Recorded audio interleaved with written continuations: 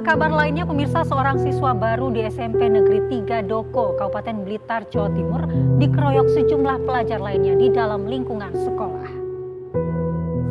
Dalam unggahannya, yang bersangkutan mengungkapkan bahwa anaknya dibully karena dituduh melaporkan teman-temannya menggunakan vape di kelas. Berita malam ini lagi-lagi kita akan bahas soal bullying atau perundungan. Kasus kekerasan yang kayaknya nggak habis-habis dan semakin hari semakin ironis. Karena perundungan seringkali terjadi di lingkungan sekolah, tempat yang seharusnya jadi ruang aman buat anak-anak belajar, tumbuh, dan berkembang, ternyata malah jadi ruang buat anak dapat perundungan.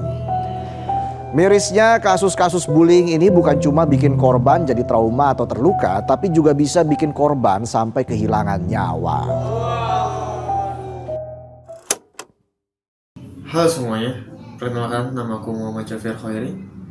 Di video kali ini, aku akan membahas terkait kasus perundungan yang terjadi di Indonesia.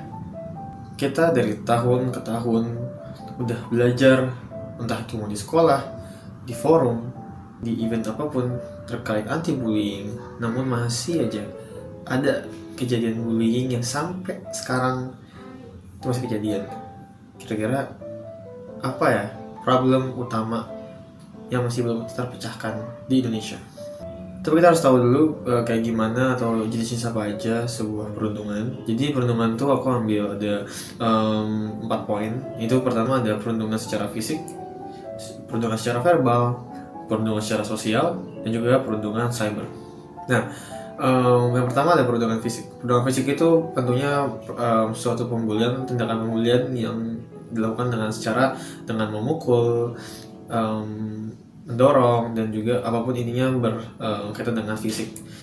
Kalau perundungan verbal itu lebih kayak omong-omongan oral lah, jadi kayak mengejek, memaki, kayak gitu. Nah, selanjutnya ada perundungan sosial. Sosial ini itu adalah kayak seseorang yang dijauhi atau dikucilkan oleh sebuah kelompok.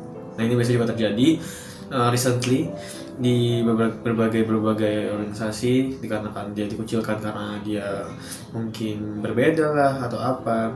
Itu dia yang terjadi di Indonesia. Nah, selanjutnya ada perundungan cyber. Perundungan cyber itu adalah perundungan yang terjadi secara digital, dan ini hal yang kita kadang suka lupa, yaitu terkait dengan perundungan cyber. Hal yang kenapa kita nggak sadari adalah digital itu suatu hal yang cepat. Perundungan cyber kenapa bisa jadi banyak? Karena gampang mengaksesnya dengan cara membuka sosial media dan juga langsung menyerang, begitu.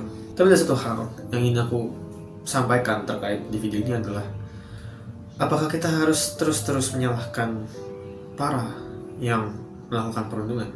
Di sini aku merasa bahwa ada faktor lain yang menyebabkan kenapa orang Indonesia itu masih melakukan hal kesalahan yang sama, walaupun kita udah belajar dari hal sebelumnya. Itu karena sumber daya manusia kita kurang. SDM kita sampai sekarang kecil presentasinya dibanding negara-negara lain. Makanya walaupun kita adakan sebuah seminar, mau ada kelas anti bullying pun juga, namun ada aja di berbagai sekolah mungkin yang terpencil yang nggak mendapatkan pendidikan yang tersebut karena mungkin tidak meluas informasinya, sehingga akhirnya dia melakukan.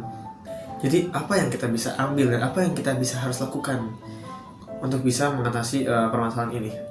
Bagiku, perundungan itu bukan tentang masalah dari yang melakukan perundungan, mungkin yang kena perundungan, namun kita semua. Karena apa? Karena diri kita sendiri aja masih belum bisa kayak mengingatkan terkait pembulian gitu. Kita masih belum secara sadar mengingatkan orang lain terkait tentang perundungan. Banyak kasus, entah di kampus, entah di sekolah, ataupun nanti bakal di dunia pekerjaan, itu possibly atau mungkin banget terjadinya adalah pembulian. Kan kita nggak tahu. Pembulian itu adalah permasalahan sosial, bukan permasalahan anak-anak kecil, bukan. Tapi permasalahan sosial bisa terjadi di manapun, mau umur berapa, mau siapapun itu bisa terjadi pada diri kalian. Buat yang nonton ini, itu aja dari aku yang pengen aku sampaikan, dan terima kasih.